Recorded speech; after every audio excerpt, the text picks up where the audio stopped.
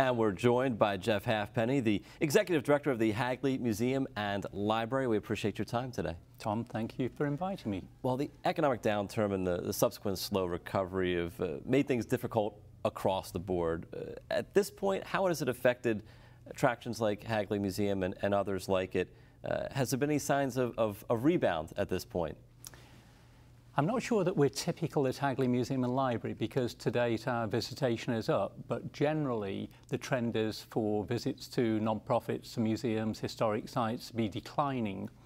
And there are several reasons. Probably the economy, of course, isn't helping, less spending available, but also the cost of gasoline. So the encouragement is to stay local and explore some of the treasures that the Brandywine Valley has to offer.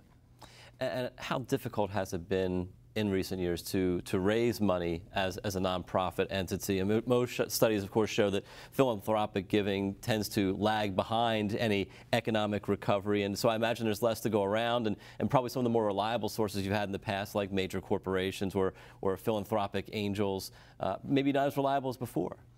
Again, Hagley is very fortunate in having a very strong support base, so we actually exceeded our last year's annual fund giving. But it's a good question because it's from relatively small numbers of people. And I was pleased to be sending out thank you letters, but when I saw I was really addressing something like 300 or so people, and we have 754 volunteers at Hagley, we have 2,800 memberships at Hagley, we have 150 staff at Hagley, and I'm thinking, wow, this is a small percentage of the people who are involved with Hagley actually supporting us financially. So my goal very much is to get everyone involved with Hagley supporting it financially in whatever way they can manage. Because the message for me then to be able to go out into the community and say everyone involved with Hagley supports Hagley, that's great to be able to say that and then to solicit their support. How difficult is it to I guess, continue to maintain that corporate support? I mean, obviously that in this state has been very important in years past, but things have changed obviously in the corporate landscape here. Yes, they have, and we've noticed some corporate support, particularly with some of our events like the car show dropping off, but others have stuck with us. Wilmington Trust, of course, is the chief sponsor of our fireworks exhibits in June of each year. They've stuck with us, and we had a great show this time, and they're with us into the foreseeable future under their new guise, of course, of M&T Bank and the Wilmington Trust Wealth Management.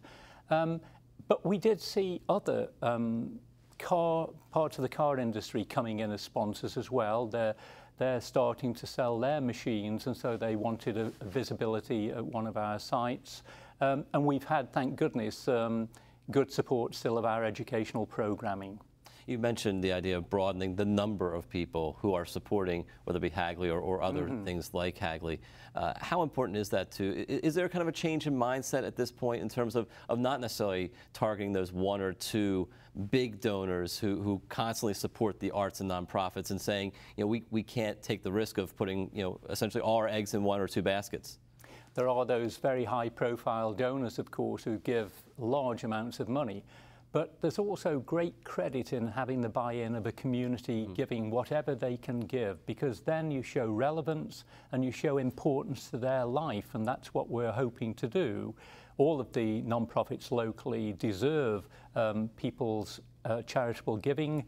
We're pleased recently to have been awarded 4-star rating with the Charity Navigator, which shows that we're a non-profit, a charity considered worthy of giving because we use the money wisely and put it to good use. So it's a great feeling knowing that you're getting small amounts of money from large numbers of people, because then they've certainly got the buy-in to what you're doing.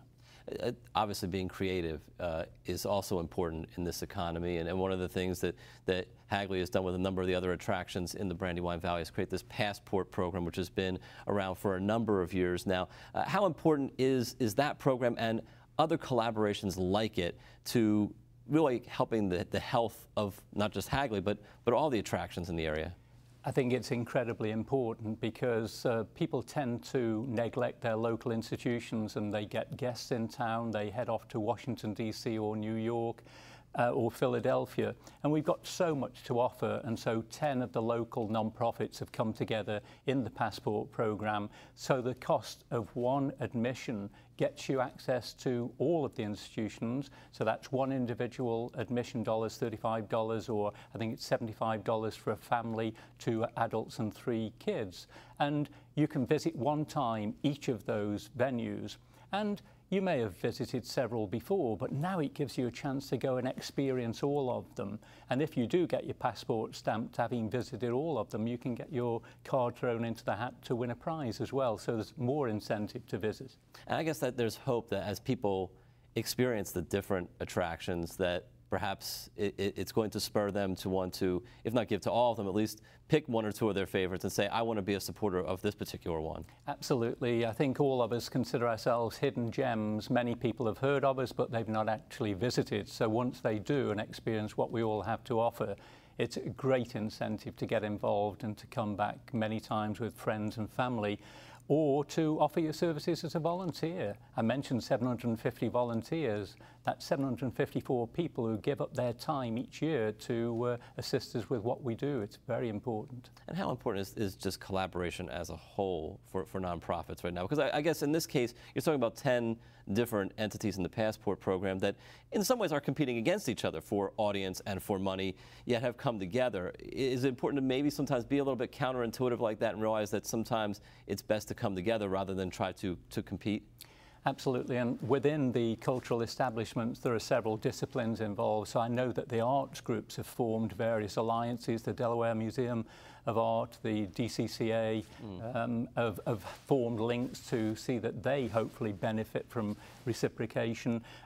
My old institution at the Delaware Museum of Natural History, the Delaware Museum of Natural History and Hagley are both members of the Association of Science Technology Centres, and being so close we don't have to reciprocate on any membership benefits. But we agreed between the 2 institutions to do that this time, so their members can come to Hagley with the same benefits as if they were members of Hagley and vice versa, and that really works. Do you see some other areas of collaboration in the future or that are in the works? In the past, perhaps different to thinking about museums or library, I have had involvements with the Delaware Nature Society. This coming Wednesday evening, my pass is as a zoologist, and so I'll be giving a walk on the Hagley grounds using an ultrasonic detector, listening for bats, and hopefully getting to see some bats around. And I actually purchased this machine a year ago, whereas before that I'd actually borrowed one from the Delaware Natural History Society, so I was very pleased to be able to do that. All right, well, Geoff Halfpenny, we appreciate the time. You are the Executive Director of Hagley Museum and Library. We appreciate you talking to us a little bit about this issue today. It's been my pleasure. Thank you.